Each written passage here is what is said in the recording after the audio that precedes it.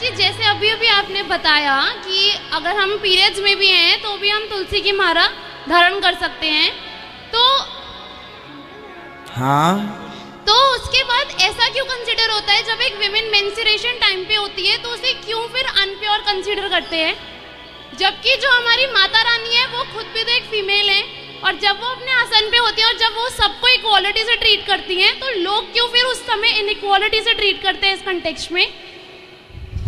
देखिए, जो अशुद्धि के दिन जिनको कहते हैं, जिन्हें पीरियड टाइम भी कहते हैं, उन दिनों में ये जो परंपरा बनी है बेटा, ये बहुत पहले से बनी है। पर जो मैंने स्टडी किया था, ना अभी पूरी बात कर रहे हैं।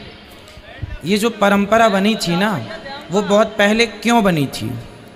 जब महिलाएं मासिक धर्म में होती हैं तो उनको कहा जाता है कि आप काम ना कीजिए, भोजन ना बनाइए, है ना। ये बातें तब कही गई थी जब हमारे देश में जब महिलाएं घर का काम करती थीं। उस समय पहनने के लिए कपड़े नहीं होते थे।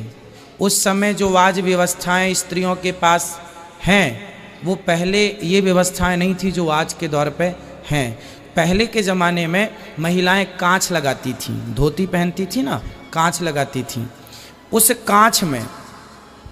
कांच में अब वो कितनी अब ज़्यादा चलेंगी तो कांच यदि खुल गई, 4 लोग बैठे हैं तो बाहर मार्केट में जाने से रोकती थी, आप कमरे में रहो क्योंकि इस पीरियड टाइम पर आप बाहर जाएंगे, कल को आपने कांच, क्योंकि ये व्यवस्थाएं आज की तरह नहीं थी।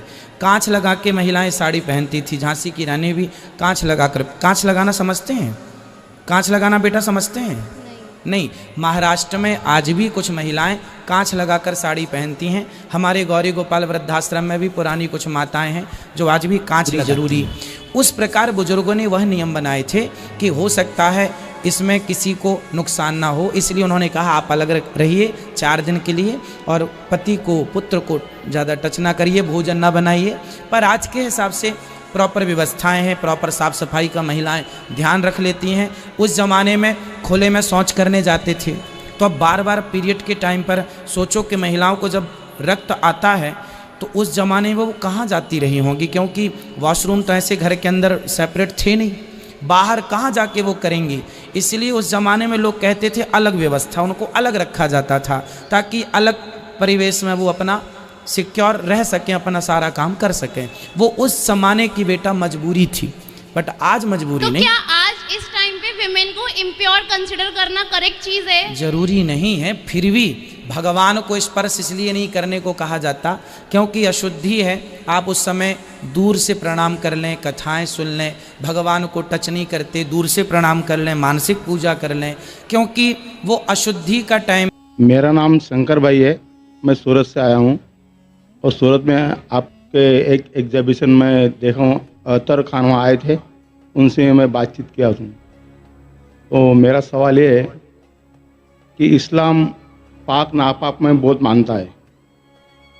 अभी जब बहनों माताएं एमसी पीरियड में रहती है तो उनको नमाज अदा करने का मौका नहीं दिया जाता जहाँ तक कि वो पीरियड में है।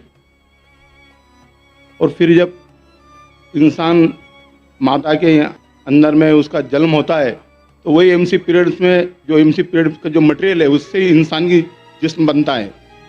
तो फिर क्या हमारा पूरा शरीर पाक है या नापाक है, इसके बारे में समझाने का प्रयास कीजिए। भाई साहब का बहुत अच्छा सवाल है।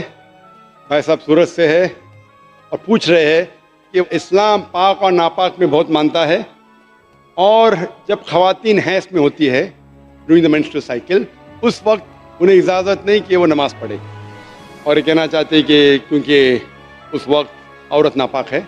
और इसी नापाक के ज़रिए जब बच्चा पैदा होता है तो उस वक्त भी नमाज नहीं पढ़ने का हुक्म है। और इसका मतलब ये, क्या हर इंसान नापाक पैदा हुआ? ये फ़लसफ़ा इंसान नापाक पैदा हुआ, ये ईसाई का फ़लसफ़ा है, मुसलमान का नहीं। ये जो आपने एग्जाम्पल दिया, मिसाल दी, उससे गलतफहमी हो सकती है, लेकिन मैं आपकी गलतफहमी को दूर करूंगा इंशाअल्लाह। क्योंकि मेडिकल डॉक्टर हूं, मैं जानता हूं कि औरत जब हैज़ के वक्त होती है during the menstrual cycles, there are various psychological changes जो दिमाग की जो चेंजेस होते psychological, many physiological changes take place. तो इस चेंजेस की वजह से अल्लाह सुब्हाना व ताला ने औरतों को छूट दी है कि ऐसी हालत में आप नमाज पढ़ने की आपको जरूरत नहीं। छूट है, छूट मतलब कंसेशन। तो जब किसी आदमी को या औरत को कंसेशन दी जाती, उसका मतलब नहीं कि ये उसे जलील कर रहा है, समझ रहे अपना। तो छूट दी जाती कि आप इस वक्त जब हैज की हालत में आपको नमाज पढ़ने की जरूरत नहीं है, समझ रहे अपना। तो उसी तरीके से ये कहना कि इंसान नापाक पैदा हो बिल्कुल गलत है, क्योंकि अल्लाह के रसूल की हदीस भी है, हम जब पैदा हुए, जो कुरान की आयत है, हम पैदा हुए मनी से, semen, ovum as well as sperm मिलके जाइकोट हो जाता है। इसको हिंदी में क्या कहते हैं, उर्दू में क्या कहते हैं, जरा मेडिकल स्टडीज किया, मैं अंग्रेजी में किया हूं। तो mean sperm and ovum meet, it's called as zygote. आप समझे ना। तो उसका मतलब हमें जब मनी निकलती है हमें नहाना फर्ज है, लेकिन उसका मतलब ये नहीं कि मनी नापाक है। हम जब हम बिस्तरी करते हैं, जो जहनी हालत होती है वगैरह, उसके वजह से नहाना जरूरी है नमाज पढ़ने के पहले। उसका मतलब ये नहीं कि मनी नापाक है। कुरान और हदीस में कहीं भी नहीं लिखा है कि मनी नापाक है, लेकिन अक्सर लोग गैर मुसलमान भी समझते हैं कि मनी नापाक है। मनी नापाक नहीं है। एक हदीस अल्लाह के रसूल की कि एक शख्स हम बिस्तरी करने के बाद वो मनी कपड़े पे गिर जाती है, तो अल्लाह के रसूल ने कहा कि उस मनी को खींचो, मतलब जब ड्राई हो जाता है उसे निकाल दो, बस काफी है। तो ये कहना कि मनी नापाक है, ये हमारी गलतफहमी है। मनी नापाक है ही नहीं, क्योंकि मनी से हम पैदा होते हैं। तो इसी तरीके से ये सोचना कि इंसान नापाक पैदा हुआ बिल्कुल गलत है। ये ईसाई की सोच है, man is born in sin, human being.